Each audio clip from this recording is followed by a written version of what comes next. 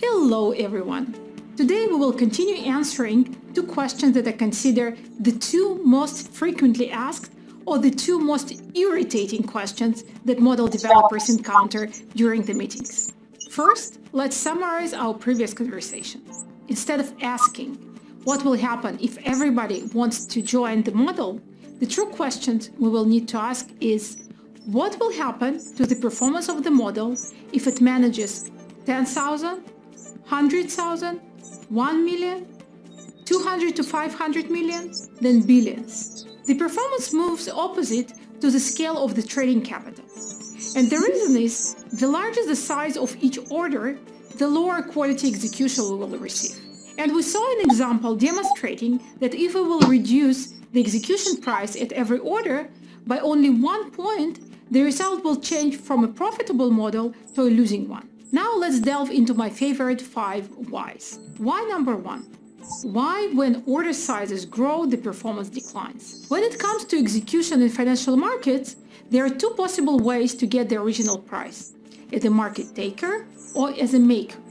On the left, we have buyers that place their orders and want to buy at certain prices, meaning give dollars and get Ethereums in return. And here are the sellers that want to sell at certain prices, give Ethereums and get dollars in return. I want to buy at a price of 100, meaning each Ethereum costs $100. To buy 10 Ethereum, I need to pay $1,000.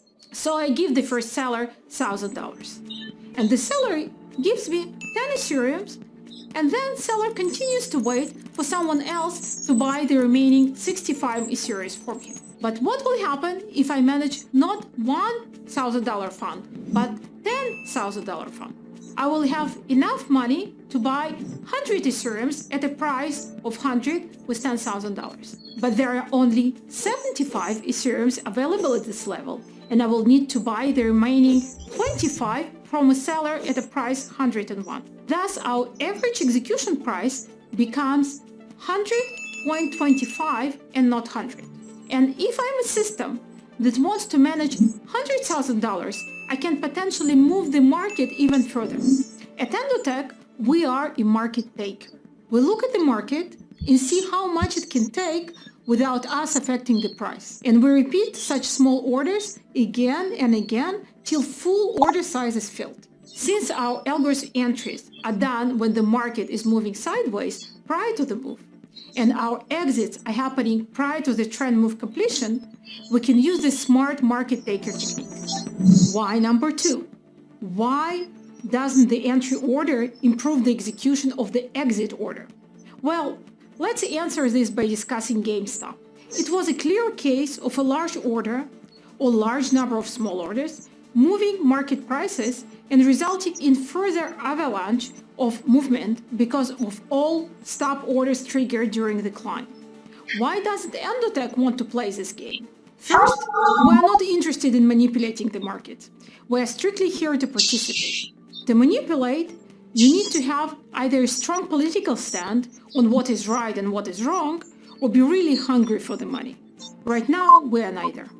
Why number 3? Why do some companies succeed in investing and trading immense amounts? Diversify, diversify, diversify. The answer here in diversification into strategies, into version of the strategies, into series of small orders, time-weighted average price execution, into assets, exchanges, asset classes. Why number 4? Why you are not afraid to reach capacity? We are extremely good with diversifying and scaling up, since we are a strong technology company. Plus, our view on less is more when it comes to the frequency of the orders does wonders with capacity issues. Why number 5, which is actually what? What is our performance curve? With the crypto market exhibiting approximately 100 billion in daily transaction volume, it is big enough to hide up to 1 billion in trading turnover. So as we said, in crypto market right now, we're able to manage 1 billion. In the next diversification, we will be able to manage up to 5 billions, and then we will diversify into additional markets. Question number 2. If your system is so good, Why would you sell it and not use it for yourself? Let's see who asked this question. The first one, our average client. Let's call him Joe. This question is usually asked after a client sees the numbers. $4,000 becomes $8,000, $12,000, and some clients even get to $65,000. When the individual asks this question, I can clearly see in his eyes that he's questioning why someone would share such a superpower. And here are two answers, practical and practical. We do trade for ourselves.